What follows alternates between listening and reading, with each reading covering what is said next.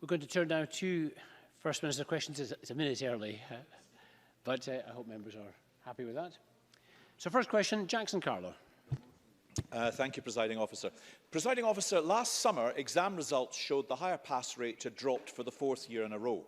At the time, John Swinney said these are a strong set of results. Is that still the Government's official position? First Minister. Yes, it is. 3/4 of young people passed higher exams. I think that is a good performance. As I have said previously, of course, while exam result performance will fluctuate from year to year, it is important that the Scottish Government assesses the underlying reasons behind that, and that's what we have done here. But as I've also said repeatedly in this chamber, while you have year-on-year fluctuations, the long-term trend in Scottish education and in exam passes in particular is one of improvement. So whether we're looking at passes at level 5, or performance at level 6, which is higher, we see more young people leaving school with these qualifications now than was the case when this government took office, and we will continue to press ahead with exactly those improvements. Jackson Carlo. Well, after 13 tricksy years in power, that answer is certainly brave, especially when you consider the contents of the report of the Deputy First Minister commissioned into Scotland's education crisis, slipped out under cover of darkness at the end of last week. In public, praising supposedly strong results, but in private, interested in a detailed analysis of the reported reduction in the A to C rate at higher. In other words, he was alarmed, as were we all, at the plummeting standards in Scotland's schools. But it gets worse. The most recent drop in higher pass rates was mostly due to falls in crucial subjects like English, maths and history, which just a few weeks ago, the First Minister asserted to me were improving. So I ask the First Minister again, is it still her position that the falling exam pass rates represent a strong set of results? First Minister. Jackson Carlo thinks 8 p.m. On a Thursday evening is late. That probably says more about his work rate than it does about anything to do with this Scottish Government. On the issue of John Swinney's candour, can I refer Jackson Carlo to the press release that was issued by the Deputy First Minister on the 6th of August last year, the day the exam results were published, where he says that there has been a fall in the overall pass rate. I don't think that was hiding things, that was being open and transparent. But let's get back to the core issue here of the trend of improvement. Now, Jackson Carlo called my answer brave. I would proffer that the answer actually was accurate. So let's look step by step. Level 5 qualifications. In 06-07, when this government took office, 71.1% of young people left school with a level 5 qualification. In the figures published this week for 18-19, that was 85.1%. Let's look at higher performance. In 06-07, the percentage of young people leaving school with a higher was 41.6%. In the most recent statistics for 2018-19, that was 60.5%. And as I've said many times in the past, we also have more young people leaving now with at least 5 passes at higher. So this government will never shy away from the improvements that need to be made. But if he doesn't want to take my word for the improvements and the strength of Scottish education, perhaps he should pay attention to what, for example, the President of the Association of Directors of Education says. She talks about significant improvement, progress rather, in recent years, or the international experts that advise this government talking about how impressed they are by the efforts of the government to target inequity and inequality. And in the words of one of them last week, the Scottish education system is doing everything we would expect a high-performing system to do. That is the reality, and we will continue to press forward with those improvements. Jackson Carlo. Well, it's taken a long time, but she has finally followed the habit of her predecessor in patting herself regularly on the back for a performance that everybody else understands is very far from the success she paints it as being. She didn't quote Professor Lindsay Patterson, I note. It's always the selective quotes of people who will cheerlead for her own argument. But it gets worse. Well, I haven't quoted anybody, but it gets worse. Just this month, Mr Swinney told Parliament that the Scottish Government had embarked on reform that was closing the attainment gap and raising standards. However, his own report states exactly the opposite. It says very clearly candidates who are lower attaining are not improving at the same rate as higher attaining young people. So again in public saying everything's fine, the gap is closing, as the First Minister just did, nothing to see here, when in private, months before, his own civil servants have told him something categorically different. Does the First Minister really think that her government has been open and transparent with pupils, parents and the public? First Minister. I do, and I'm not patting myself or the Deputy First Minister on the back. I'm patting on the back the young people of Scotland who are delivering improvements. I know Jackson Carlaw wants to talk down the Scottish education system, but he should not be allowed to do so. He talks about the attainment gap. Let's look at figures published just this week on Tuesday. The gap between those from the most and least deprived communities in a positive destination is now at a record low. It's less than half what it used to be. And we go back to the hard facts of this matter. There are more young people leaving school now with qualifications than was the case when this government took office. So despite the best efforts of Jackson Carlaw to berate the achievements of Scottish young people, we will continue to support them, their parents and their teachers, and we will continue to drive forward these improvements in our classrooms. Jackson Carlaw. Pupils, parents and teachers are not patting the First Minister on the back for her performance.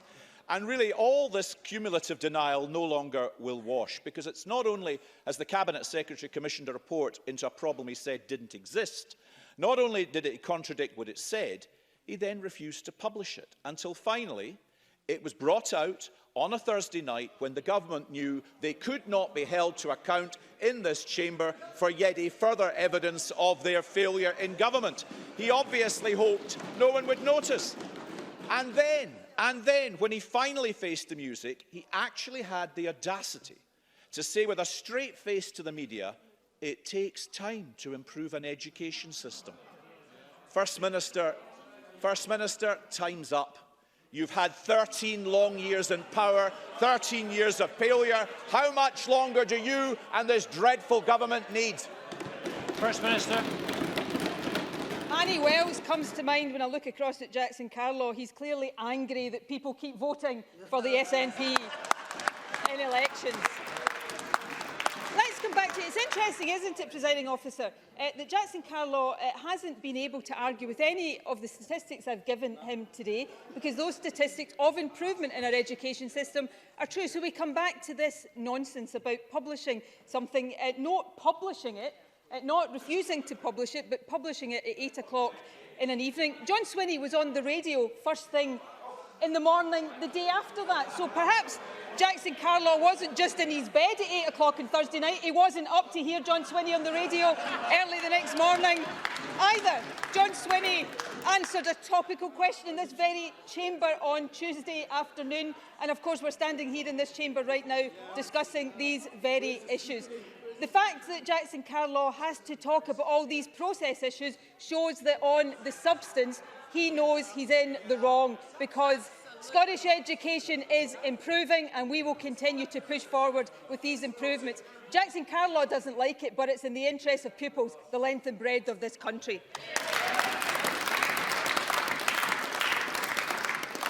Question number 2, Richard Leonard. Presiding Officer, last week I raised with the First Minister the crisis in Scotland's GP and primary care services. This week, Scotland's largest health board, Greater Glasgow and Clyde, suspended all out-of-hours GP services at 5 centres due to a shortage of doctors. Is the First Minister willing to accept that she bears any responsibility or any accountability for this? First Minister. Well, the fact that I am standing here answering questions shows that I believe, as it is right and proper, that I am accountable and answering questions on these issues. In terms of NHS Greater Glasgow and Clyde, they have announced temporary changes while they have a significant and sustained recruitment campaign. It has been made clear to the Health Board, and the Health Secretary will continue to make it clear, that they have a responsibility to ensure improvements and to make sure that their out-of-hours services meet the varied needs of their local population. It is important to note that a full home visiting service is maintained across all of Greater Glasgow and Clyde, and in addition, of course, transport is made available to those who require it. So the Health Secretary will continue to work with the Board to ensure that the improvements are made to allow all of these services to operate in the way that patients expect them to do. Richard Leonard. First Minister, these are neither changes nor improvements, they are closures. And only last month, the Cabinet Secretary for Health told a national newspaper, and I quote her, "There is a wee plan in place now with Greater Glasgow and Clyde to make that out-of-hours service more robust." This week, 5 out-of-hours services have closed. If this is what happens when the Cabinet Secretary has a wee plan, let's hope she doesn't have any more.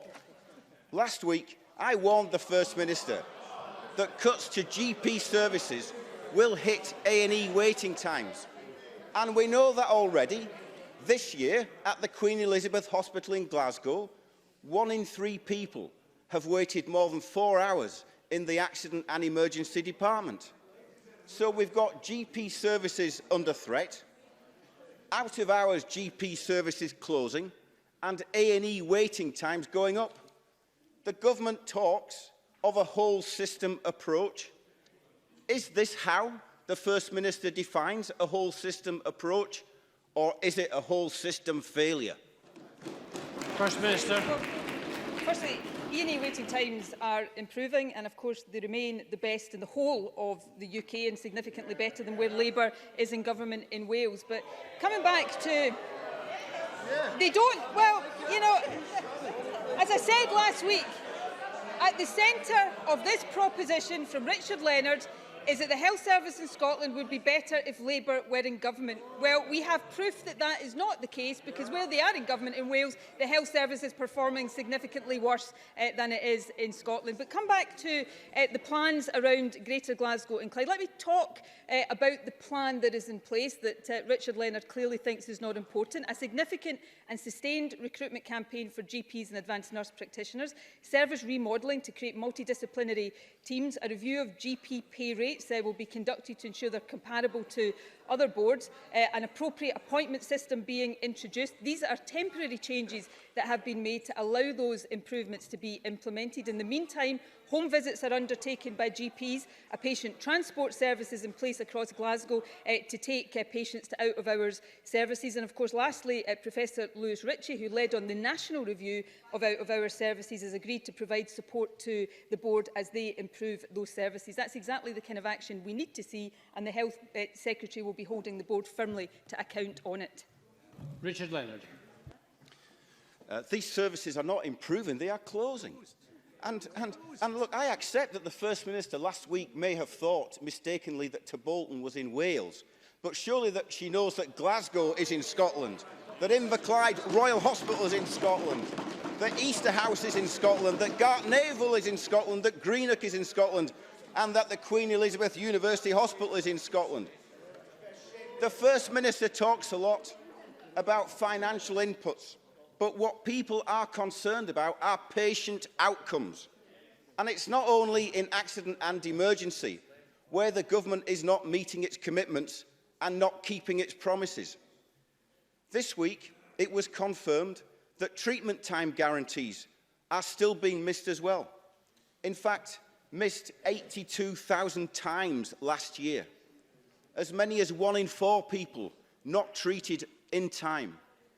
So it's not enough for the First Minister to apologise to patients waiting too long, to families anxious and in distress, to NHS staff under-resourced and undervalued and overstretched. It's time the First Minister recognised her accountability, took some responsibility and started meeting, finally, her own NHS targets. First Minister. Let me try and take on all of the different issues that were raised by Richard Leonard in that series of questions. Firstly, on treatment time guarantee, the statistics published this week show an improvement in treatment time guarantee performance compared to the last quarter. Our accident and emergency performance improved in the last week as well and remains the best in the whole of the UK. In terms of GPs, I know Labour are very sensitive about their performance in Wales, and so they should be. But in terms of Turbolton, it should be Richard Leonard who is reflecting on what he said last week, where he was inaccurate in what he said about the Health Secretary. And the issue in Turbolton is not one of closure, it's one of a change of location, where the same number of GPs will be serving the same number of patients. That is the reality. We have a number of initiatives underway to make sure we are recruiting more GPs and continuing to deliver excellent health services across the country. And interestingly, neither Richard Leonard or Jackson Carlaw have mentioned today's budget, of course, because they're still trying to work out how they justify voting against it when it delivers everything they asked for. But on the National Health Service, £15 billion of funding, record funding in our National Health Service, supporting record numbers of people working in our National Health Service, and spending in our National Health Service that is higher per head of population than in other parts of the UK. That's the record of this SNP government, and we'll get on and continue delivering the best National Health Service of any country in the United Kingdom.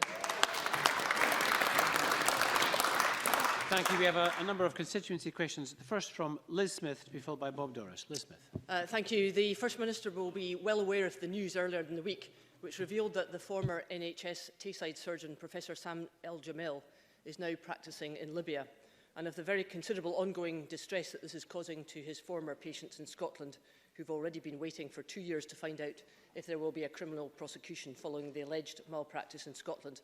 Now, I know that the First Minister cannot comment on ongoing police inquiries, but can I ask her what her Scottish Government can do to offer Professor El-Jamel's patients in Scotland, who have been so badly traumatised by this, some support? First Minister. Well, I share Liz Smith's concern about the report we read earlier in the week. In terms of support for patients of the surgeon, if there is any support the Scottish Government can give, then we are more than happy to consider that. And if there are constituents of Liz Smith who want to be in touch with us, then we'd be happy to make that contact. In terms of the surgeon's ability to practice, of course, I can't comment on ongoing police investigations. However, Liz Smith will also be aware whether or not a surgeon remains able to practice is a matter for the General Medical Council, not for the Scottish Government. It is not something we have power over, but suffice to say, I do understand and share the concerns that have been raised, and certainly want to be in a position to offer whatever support we can to patients affected. Bob Doris, to be followed by Jackie Bailey. First Minister, I have been contacted by women who are suffering due to a UK-wide shortage of HRT. Here's what one woman told me just this morning. Stopping medication abruptly can have all kinds of negative effects. Until there's a re-established supply, it feels as though you just have to wait, feeling less than yourself until it becomes resolved. All the issues you're trying to combat, sweats, mood swings, etc., come back. There must be women struggling day to day, possibly in silence, as they feel they cannot turn to their employer. First Minister, I will be writing to Matt Hancock, the UK Secretary of State, outlining the blight caused to women's lives in my constituency that I represent, to ask him what he can do to tackle this shortage. We surely have a common cause across the UK in relation to this matter. How can the Scottish Government assist? First Minister. Well, firstly, I know that many women will have very real concerns about shortages of HRT. As Bob Doris rightly says, the implications of that for many women can be and will be severe. Many women will suffer very debilitating symptoms, and as Bob Doris rightly says, many will suffer in silence. It is an unacceptable situation and one that people are rightly concerned about. The supply of medicines, of course, is reserved to the UK Government. We continue to press them to work very closely with the affected companies to resolve the issue as quickly as possible. Last month, the Chief Pharmaceutical Officer for Scotland wrote to all NHS boards, GPs and community pharmacists to advise them about the latest supply position and to provide advice about appropriate HRT products for patients who are affected by the supply issues. Any disruptions in the availability of drugs, including HRT, will be concerning to those who have been prescribed them, and anybody affected by the disruption should discuss alternative treatment options with their doctor in the first instance. Thank you. Jackie Bailey, to be followed by Mark MacDonald. Jackie Bailey. NHS Greater Glasgow and Clyde announced the complete suspension of out-of-hours services in Inverclyde and the effective closure at sites across Glasgow and in my own constituency at the Vale of Leven Hospital. This most basic of emergency services will no longer operate between 5 p.m. to midnight or at weekends, forcing my constituents to travel for more than 20 miles to get to an A&E service. This will simply add to the waiting times at A&E instead of treating people locally. And can I say to the First Minister, temporary is 18 months to 2 years. The report from Sir Lewis Ritchie was 5 years ago. The Health Board have had years to sort this problem out, but have instead stuck their head in the sand and done nothing. Will the First Minister instruct the Health Board to reverse this decision, agree that the Health Secretary will meet with me and with local campaigners who are devastated by this action, and while she's at it, sack the Chair and Chief Executive of NHS Greater Glasgow and Clyde for gross incompetence? First Minister. Well, in terms of the Health Board, Jackie Baillie will be aware that it is partly concern about out-of-hours performance that led the Health Secretary to elevate the board to level 4 of the monitoring regime. I'm advised by the Health Secretary she has asked Callum Campbell, who's been appointed by the Scottish Government as its turnaround director, to meet with and speak to Jackie Baillie about the local issues in her constituency, and if that contact hasn't been made yet, it will be made shortly. These are temporary changes, but we want to see the Health Board prioritising improvements to the services at the Vale of Leven and Inverclyde. We do see that as a priority, and we will be working closely with the board as they take forward the other improvements that they are required to make. Thank you. Mark MacDonald, to be followed by Alexander Stewart. Thank you, Presiding Officer. In November 2014, Clydesdale Bank trumpeted investment in and refurbishment of their branch in Dice in my constituency. Yesterday, they announced the plans to close that branch in September of this year. This follows the closure of the village's RBS and a significant reduction in the opening hours of the village's TSB. Does the First Minister share my concern at the approach being taken, which will be detrimental to my constituents and local businesses? And while this is ultimately a commercial decision, will the Scottish Government do what it can to raise this matter and seek to convince Virgin Money, who own Clydesdale, to think again? First Minister. Well, I do understand these concerns. Closures of bank branches cause understandable concerns, particularly in more rural communities, and this is an issue that we discuss regularly with different banks and will continue to do so. I'm sure Fiona Hislop, the New Economy Secretary, would be happy to discuss the issue further with Mark MacDonald and raise it again with banks generally and with Clydesdale Bank in particular. Thank you. Alexander Stewart. Thank you, Presiding Officer. First Minister, the Accounts Commission is seriously concerned regarding the slow progress of Fife's Integrated Joint Board and anticipates another overspend in excess of £10 million this year. These significant financial pressures are putting health and social care services at risk. What urgent action will the Scottish Government take to ensure clear financial sustainability issues are addressed? First Minister. Well, these are issues that are under discussion. I know the Health Secretary has had very recent discussions about this, and indeed part of the local government settlement that involves social care in the budget has at its heart the need to address issues like this in Fife as well as more generally, and I'm sure the Health Secretary would be happy to send a progress and an update report to the member in due course. Thank you. Question number 3, Patrick Harvey. Thank you. Can I first welcome the decision to reject the Cool Links development? It seems that some lessons may have been learned since Donald Trump was allowed to trash the many estate. But there remain big questions over Trump's business dealings in Scotland. The purchase of Many and the Turnberry Golf Resort were part of Trump's huge cash spending spree in the midst of a global financial crisis, while his son was bragging about money pouring in from Russia. The US House of Representatives has heard testimony which states, "We saw patterns of buying and selling that we thought were suggestive of money laundering." And the testimony goes on to express particular concern about the golf courses in Scotland and Ireland. Is the First Minister aware that nearly a year ago the campaigning organisation Avaz sent her a briefing setting out these concerns in great detail and proposing action which is within the power of the Scottish Government? They've heard nothing back since last summer. Can the First Minister tell us what action has been taken since this report was received? First Minister. No, I can't do that today. I'm happy to go back and look at that correspondence and come back to Patrick Harvey in detail. I think most people here would recognise that I am no defender of Donald Trump, of his politics or any of his other dealings. But where there are concerns, as I think I hear Patrick Harvey say about alleged criminality, these are matters in Scotland for the police and for the Crown Office to investigate. They would not be matters for me to investigate, and I hope members across the chamber would understand and respect the very good reasons for that. But in terms of the specific correspondence, I will certainly check back through my office to see what happened after that was received and what action, if any, was taken, and I'll come back to Patrick Harvey on that as quickly as possible. Patrick Harvey. The First Minister is right that criminality in Scotland would be a matter for the law officers and prosecutors, but there are also questions here for Scottish ministers leading the Scottish Government. Under the Criminal Finances Act, it has powers that are designed for just this kind of situation. Trump's known sources of income don't explain where the money came from for these huge cash transactions. There are reasonable grounds for suspecting that his lawfully obtained income was insufficient. Trump is a politically exposed person in terms of the law, and there are reasonable grounds for suspecting that he or people he's connected with have been involved in serious crime. Some of them pleaded guilty. Scottish ministers can apply via the Court of Session for an unexplained wealth order, a tool designed for precisely these kind of situations. We need to be given confidence that the government will show leadership and use the powers available to them. Will the First Minister seek an unexplained wealth order and make it clear that Scotland is not a country where anyone with the money can buy whatever land and property they want, no questions asked? First Minister. Well, certainly Scotland is not that kind of country and should never be that kind of country.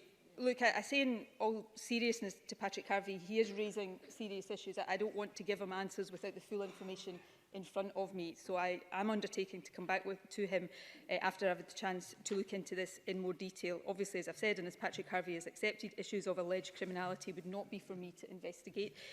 But beyond that, and I'm not talking about the specifics here because it would be wrong for me to do so without having properly looked at this, but in general terms, where the Scottish Government was taking legal action of any nature, it may also be inappropriate or certainly ill-advised for me to talk about that in this chamber in detail as well. So if any action in any subject is a matter for legal proceedings, then there's a lot of sensitivity and respect for due process that has to be attached to that. But I do take the question seriously. I will look into the correspondence that Patrick Harvey has referred to today, and I will come back to Patrick Harvey as soon as possible with as full an answer as I'm possible to give, with all of the caveats that I hope he understands I've injected into this answer so far today. Question number 4, Willie Rennie. 2 hours ago, the Court of Appeal ruled against the third runway at Heathrow. I asked the First Minister about her support for Heathrow last May, but she was standing firm. I asked her again this January, and she refused to budge. Is the First Minister glad a court has stopped Heathrow expansion? First Minister.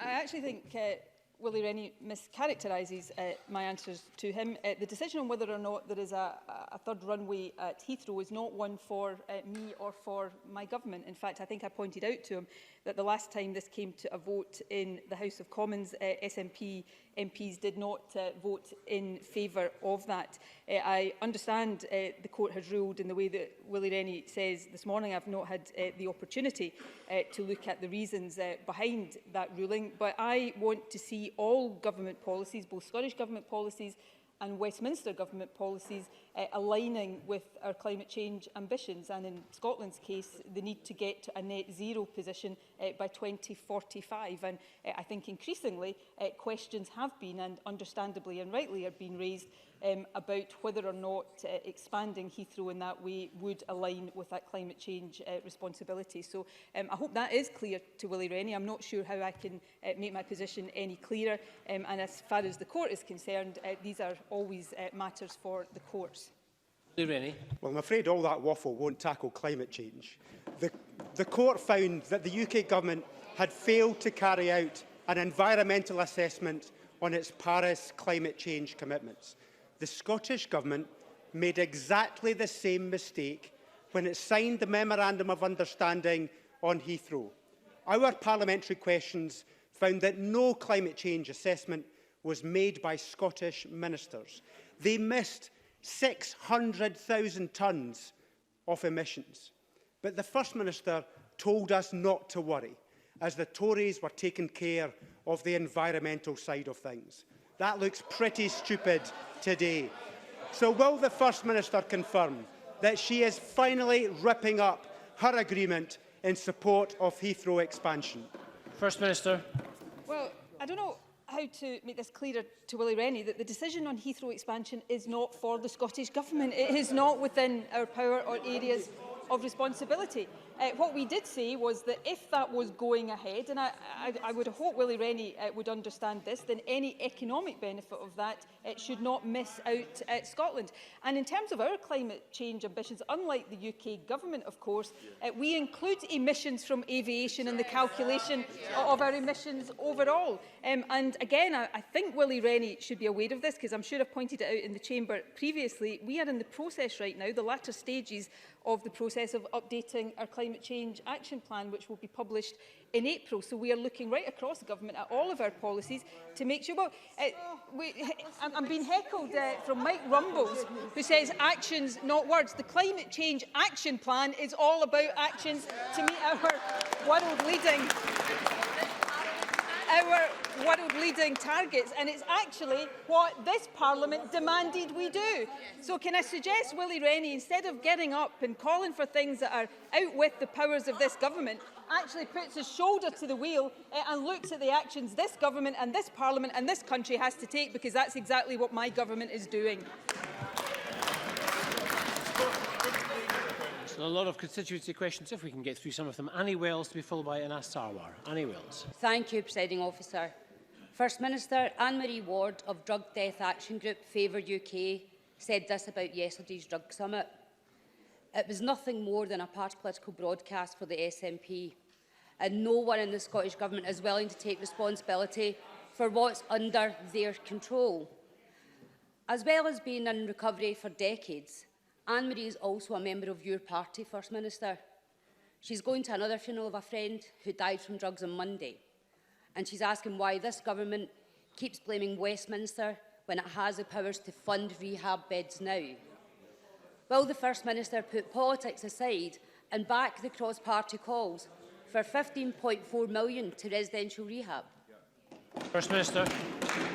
Well, can I say I will listen carefully to all those with lived experience, including Anne-Marie Ward. I think her views deserve to be treated absolutely seriously, just like the views of anybody. But I do think for Annie Wells to say that about the summit yesterday does all of the people who contributed to that summit a real disservice, because that summit discussed important issues. It discussed issues important to people with lived experience, and it discussed changes in the law that are required. The task force reported on its recommendations, and there were a range of initiatives and suggestions raised yesterday that hopefully will feed into the UK Government Summit that is being held today. Let me say two other points. On funding, the draft budget that was published a few weeks ago included an increase in funding for reducing harms related to drugs, increased funding of £12.7 million. I can confirm today that the Finance Secretary will confirm this afternoon that we intend to go further than that. Instead of an additional £12.7 million, there will be an additional £20 million of funding from health dedicated to reducing harms from drugs. And that will support the recommendations that the task force brings forward. So we are very, very serious about this, and we are serious in working with anybody and everybody to tackle what is a public health emergency. But on the issue of UK government action, we absolutely recognise the responsibility in us, and the range of actions that we are taking, the funding we are dedicating to this shows that. But it is the case that there was a lot of consensus yesterday that law changes are needed as well, including around a safe consumption room, and that does lie with the UK Government. So I absolutely take my responsibility. I just wish we had a similar approach from the UK Government so that we could genuinely put party politics aside on this and work together in the interests of those who need us to do exactly that. Anas Sarwar. He started screaming in my face that I should go home, that I was a terrorist. Again, he used the P word, swearing at me, telling me I wasn't welcome here. The words of Lindsay Taylor, a Scots-born Muslim who wears a hijab. She goes on to say, I don't use public transport, I don't walk about streets I'm unaware of. It has altered my behaviour. The initial findings of our public inquiry into Islamophobia will shock the majority of Scots, but sadly not surprise Scottish Muslims. It found a third of Muslims saying Islamophobia is an everyday issue. 80% have experienced Islamophobia, and 80% believe it is getting worse. This impacts education, policing, communities, transport and employability. First Minister, will you commit that all relevant Scottish Government departments will make themselves available to support the work of the inquiry? Because I know there are lots of issues that divide people in this chamber and indeed in our country. But the fight against all forms of prejudice and hatred is one fight that I know that must unite us all. First Minister. Yes, I will give that commitment on behalf of the Scottish Government, that Scottish Government and its agencies will make ourselves available to cooperate with this inquiry. The findings coming out of this inquiry, as Anna Sarwar said, will shock many people, but unfortunately they do not shock Muslims, and I'm sad to say they do not entirely shock me either, because I regularly hear from Muslim friends and constituents of mine the completely unacceptable, heinous abuse that they are the victims of almost on a daily basis. It is unacceptable, it shames our country, and whatever else we may disagree on, whatever else we may divide on, we must unite to stamp this out. That bigotry, racism, prejudice, anti-Semitism, Islamophobia, prejudice of any shape or form or nature is completely unacceptable. It is not who we are. We must never tolerate it, and we must come together to make sure that it can be eradicated once and for all. Thank you. Question number 5, Stuart McMillan. Thank you, Presiding Officer. To ask the First Minister what the economic impact has been this year of flooding. Minister. There's no doubt that the impact of flooding can be significant. When flooding occurs, communities, businesses and infrastructure suffer, with the economic impact depending on the location, source, extent and duration of flooding. There are, of course, other significant consequences which, although not economic, are very important, including the stress and anxiety of those affected and, of course, travel disruption. Managing flood risk is a priority for the Government. We invest a minimum of £42 million in flood protection measures each year, as well as supporting SEPA's flood forecasting service and the Scottish Flood Forum. We're also aware of the threat of increased flooding posed by climate change, and that's why we're leading the way in the transition to net zero. Stuart McMillan. Thank the First Minister for that reply. Last weekend, the A8 trunk road from Langbank into Inverclyde was closed due to flooding, with reports of people sleeping in their vehicles overnight. And this is in addition to the usual flood areas that are to actually take place in my constituency. Whilst the constituents may have been able to use a back road to get into Inverclyde, visitors to the area, as well as drivers delivering goods to businesses, will have struggled to reach my constituency at the weekend. Will the First Minister support my calls for improvements to the current roads and flood prevention infrastructure, as well as a feasibility study into a bypass as solutions to improving the economic opportunity, as well as the health needs of my constituency? First Minister.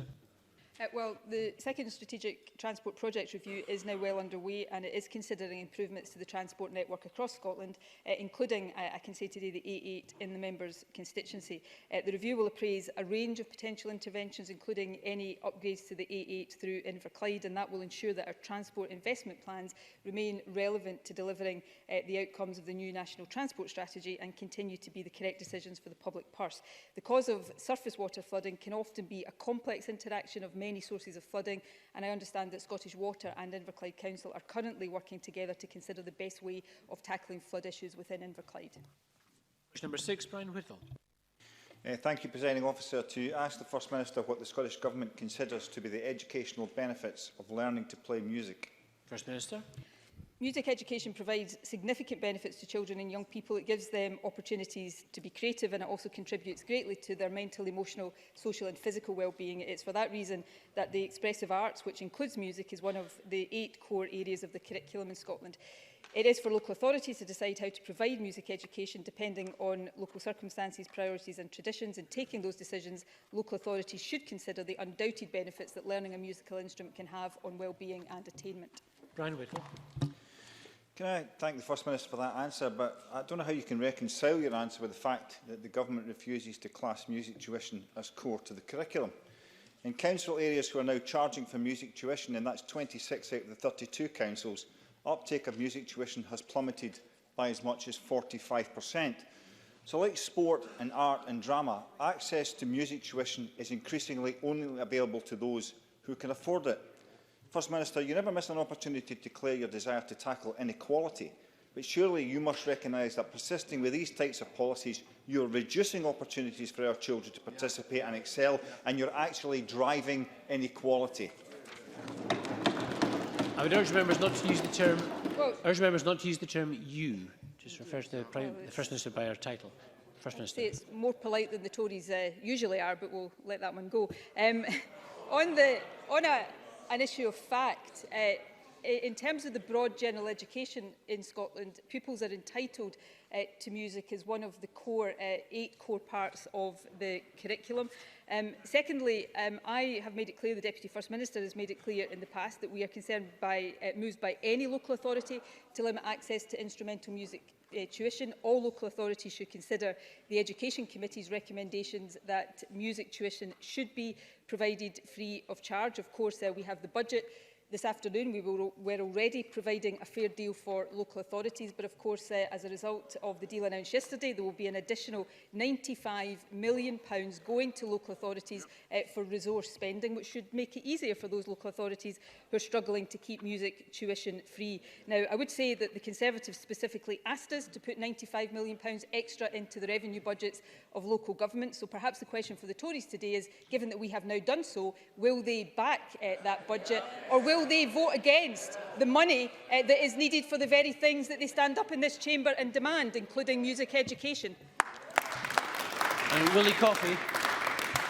Thank you. Does the First Minister recognise the positive influence that 2 successful rock bands from Kilmarnock, namely Biffy Clyro and Fatherson, are having on young people in my constituency and elsewhere, opening up for those young people the prospect of successful careers in the world of music, which is well provided for in East Ayrshire?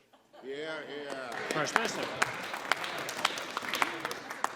Well, as an Ayrshire girl, I'm always delighted to celebrate success from Ayrshire, including Kilmarnock, and both of these bands that Willie Coffey references are excellent and inspirational. But I do think they also illustrate the importance of giving young people access to music. That's why I think it's very important. That's why it has the place it does have in the curriculum, and that's why, of course, we're providing the resources to local authorities to make sure that they can provide music tuition to young people free of charge, which I think they should all do. And Sarah Boyack, question number 7. Sarah Boyack. To ask the First Minister what the Scottish Government's response is to the causeless statement that the draft budget proposals put the 2030 child poverty target at risk. Minister. Well, firstly, I would say that that response came before yesterday's announcement that £95 million extra was going to local government. In addition, this year we will introduce the Scottish Child Payment for eligible under 6s, which around 140,000 families will be eligible for. The budget also commits £843 million for affordable housing, £645 million for the expansion of early learning, £182 million for tackling the poverty-related attainment gap in schools, and £3.4 billion for social security. Local government will receive additional revenue funding of £589.4 million, alongside the ability to raise the council tax. Councils now have the potential to access an additional £724.4 million, which is a real terms increase of 5.3%. So actually, the Scottish budget will help us in our efforts to tackle child poverty, and I hope the member and her party accordingly will back these budget proposals this afternoon. Sarah Boyack. If the First Minister had actually looked at the demands for fair funding for our services, she will know that there will be cuts to essential services following this year's budget. The Joseph Rowntree Foundation have also said the budget falls short of the mark in tackling child poverty. The Poverty Alliance has also called for increased investment in the Scottish Welfare Fund because crisis grants are a vital lifeline for families I know this is difficult for SNP members. Crisis grants are a vital lifeline for families who are struggling to get by, but councils need proper funding to cope with the increased demand that COSLA made representations to the government about. First Minister, will you listen not just to us, but to other organisations in order to wipe out child poverty across Scotland and to give our young people a chance for the future? First Minister. Well, of course, a bit like the Tories, Labour asked us to put additional money into local government. We have said we are putting additional money into local government. It was the amount that they seemed to want us to do, but of course now they're trying to justify voting against it. But I don't think anybody who cares about tackling poverty and tackling child poverty in particular could in good conscience vote against this budget this afternoon, because it includes the funding for the Scottish Child Payment, which will in the first phase of it deliver extra income to 140,000 families, something that Richard Leonard used to ask me to do but hasn't mentioned since we agreed to do it, strangely enough. It includes more money for affordable housing, more money for early learning and childcare, money for tackling the poverty-related attainment gap in schools, and real terms increase in the funding available to local government. If Labour vote against this budget this afternoon, they put all of that at risk, including much of what we will be investing in social security, and it will be them in these circumstances that will have to explain why they are prepared to put the fight against child poverty at risk. I'm sure they don't want to be in that difficult position. Thank you very much, and we'll return to that subject later. That concludes... Oh, point of order. Brian Whittle. Thank you, Presiding Officer. On an earlier answer to Richard Leonard, the First Minister stated that to Bolton GP surgery is not closing, it's just moving.